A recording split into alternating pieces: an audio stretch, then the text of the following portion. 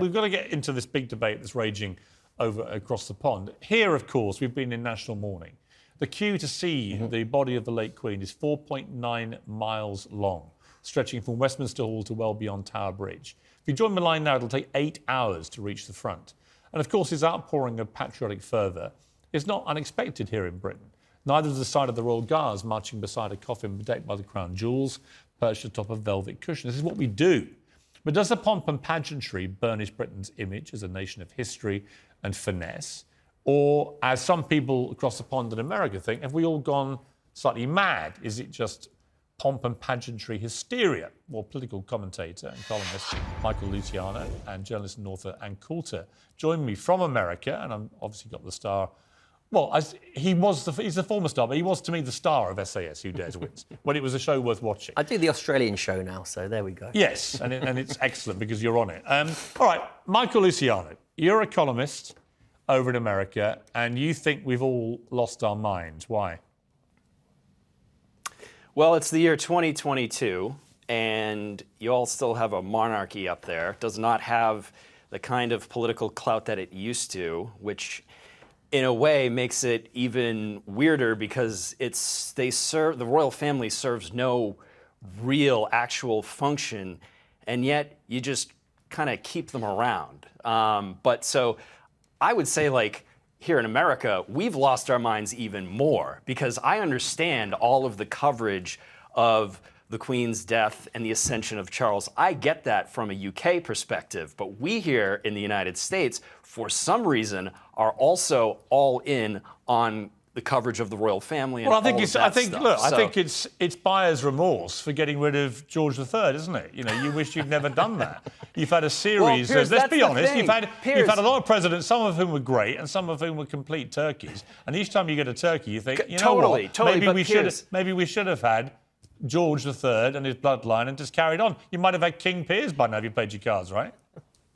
Yeah, no, the whole reason we fought the revolution is so we wouldn't have to care about any of this stuff, and yet we're still caring about it, and the media is in total overdrive. George Washington is rolling over in his grave. In a way, I guess you've kind of... Look, I can understand why some Americans don't get the concept of a monarchy. What I find really objectionable is what some American academics have been saying. So there's this woman called Uju Anya. She's actually an academic at Carnegie Mellon. She teaches people, this woman.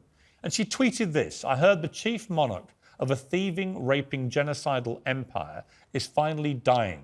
May her pain be excruciating. This woman is an assistant professor teaching people. Another assistant professor in Rhode Island tweeted she would dance on the graves of every member of the royal family, especially hers, about the Queen. Now, Michael, this to me crosses a line. And I would feel the same if anyone in Britain said this about a president who just died. What is wrong with these people? Well, you know, some people just have had different experiences with the Queen and the House of Windsor more broadly, going back to, a few centuries. So I can't really speak to the experiences that they have had and their families and their ancestors have had with the British monarchy. It is not something I would have tweeted, but I am not going to pass judgment. Really? You're not going to pass judgment? You're not going to say that you condemn that? You think it's not worthy of condemnation that somebody who teaches students in America says she wishes the Queen died of excruciating pain? Why wouldn't you condemn that? Yeah. It's not something I would have said. It's not great. I don't know who that person is. I don't know what kind of clout they have. Absolutely. Look, it's disgusting. Let's bring in Ann Coulter. And I think you like the pomp and pageantry of all the royals. I mean, so many Americans I know love it. They've been as obsessing about all this as we have. What's your view? Well, I'm not quite an obsessive, but in response to Michael's point, I belong to an organization that celebrates my many, many ancestors who fought in the revolution that ended our connection to the monarchy.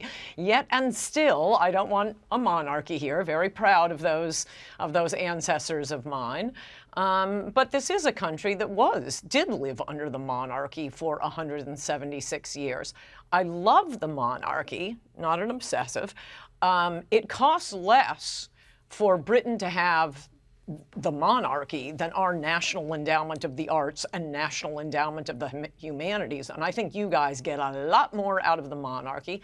I mean, the things they provide, I don't think it would be fun at all to be within the royalty. And I would recommend the wonderful movie Roman Holiday, which is a great movie, but really, really makes that point. It's a lot of work. They can't just, you know, poor Kate can never wear like a cut-off jean skirt and a crop top. She can't dress up all preppy. She has to look elegant and beautiful at all times, and she does. They all do. They are so elegant. They are role models, but I don't even think it would be a fun life, and they do it. And wow, do the tourists like it. And I really enjoyed the ceremony that was going on this past weekend. They kept cutting it away from it on MSNBC to talk about, you know, the evil history of colonialism. I would also add that the world was never so good as when the sun never set on the British Empire. Also, the whole point about this colonial issue, let's bring in out Middleton again. The whole point, which a lot of Americans who are being severely critical of this Queen don't seem to understand, is that she took us out of this. You know, she was the one that helped preside over bringing us out of the empire, decolonized a lot of the, you know, the colonization. She should be applauded for this, not castigated and blamed for the sins of the past. And that's what's ingrained in our DNA. That's what's ingrained in our blood, is where we are today. A lot of people want to go back a couple of centuries, and if that didn't happen a couple of centuries today, we wouldn't have the most open and welcoming society as we have today. You know, when you see this Queen woman, is our grandmother. She was our grandmother. When you see this academic who's teaching people, saying that she hopes that the Queen's pain was excruciating. It's disgusting. It's absolutely disgusting. And how she ever thought that was acceptable in the first place. Disgusting to say about anybody. About anybody, let alone a 96-year-old respectable young lady like the Queen. How they get away with it is beyond me. It's a good job she's in America, not in the UK. That's all I can say. I just find it's a kind of repellent behaviour, and she's of classic kind of woke academic. Let me bring back Michael here. Michael, is there any part of all this which you can look at and wish you'd had a bit of this in America? No. Really? Yeah, really. Because I tell you why, I think what we feel here, and I've had this chat with American friends, what we feel is that the difference between your system and ours, we obviously have a democratic system of electing prime ministers and governments in the same way that you do with presidents. It's the same kind of thing. But the point of the monarchy, if there is such a point, and you could simplify it, would be that we have this continuity above the democratic process. These are unelected people. Yes, it's hereditary, but they all understand what their job is. And their job is to act as kind of comforter-in-chief to the country in bad times. And they do it, when they do it well, incredibly well. This Queen brought huge comfort and solace to this country for 70 years. And it's that part of it, I wonder whether, even if you don't agree with the idea of a monarchy, do you not sometimes wish that you had in America this kind of non-partisan, non-controversial family over the top of the politicians? No. I have an innate aversion to hereditary aristocracy. I think the Brits, as well as the Americans, are hard-nosed enough to be able to do without such an aristocracy. And, you know, frankly, I regard the royal family as I regard the Kardashians here. I mean, they are famous for being famous. They're very wealthy.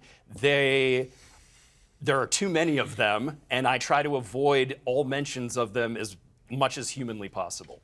I mean, you did, just as a country, your immediate prior president was a TV star, reality TV star. Yes, and I did not like that at all. Right. I did not like that at all. So, I mean, your own democratic process is not exactly foolproof, is it? No, it isn't. But, you know, at least we didn't elect the Kardashians. I'm not sure we did much better with Trump, but no, listen, I mean, the best thing Charles could do is to end the monarchy, and he would be hands down my favorite monarch. Right, well, that's never going to happen. And Coulter, Could I say, I think the Kardashian point actually makes your point, Piers. He's right. I mean, that's our royalty? These utterly tacky, disgusting people. You have a beautiful monarchy. I think you do make a very good point about having a nonpartisan head of the country, though I agree with, I'm sorry, is it Michael or Matt? Yeah, Michael, yeah. Okay, I agree with Michael that I don't want a monarchy here, but, you know, I don't want bullfighting here. I do want it in Spain. It's part of what Britain is. And I think the colonies all owe Britain for the wonderful things Britain did to them, bringing indoor plumbing and railroads and educational institutions, and ending hideous practices like throwing the widow on the funeral pyre, getting the resources out, creating wealthy countries out of just third world hellholes. Oh, no. The reparations should be going back to Britain. Do you know what? Maybe you should come over here and be a defender of Britain as your new full-time job. I would like to. Could I also say something I really like about King Charles that I don't think gets mentioned enough? I mean, okay, global warming, blah, blah, blah. I wish he'd drop that. There are enough people covering global warming. We don't need him doing it. But one of the things I really, really, really strongly support, and especially having just recently been in London again, is his opposition to crap architecture and wanting to preserve the beautiful buildings and restore old buildings. London is such a beautiful city. I think it's the most beautiful city in the world. And you're going along seeing these old, gorgeous buildings. And there's some modern buildings that are cool and nice, but most of them are just pieces of crap that get thrown up. And he gets very little credit for that. He has excellent taste. I wish he would really hit that hard as king and save London from ugly architecture. I never thought I'd say these words, but Britain salutes you, Ann Coulter. Thank you very much indeed for your support. Let's play a little bit of the anthem in tribute to Ann Coulter there. And just for Michael, just to annoy him. There he is. He's loving it really. Look. He's feeling the stirring of his soul. There he is.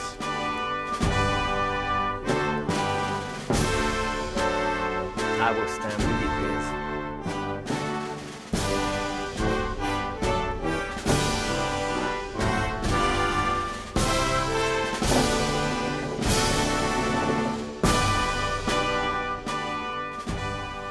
And by the way, I would stand as well for the American national anthem. Absolutely. Because when I'm in America and it's played there, because I believe you have a great system too.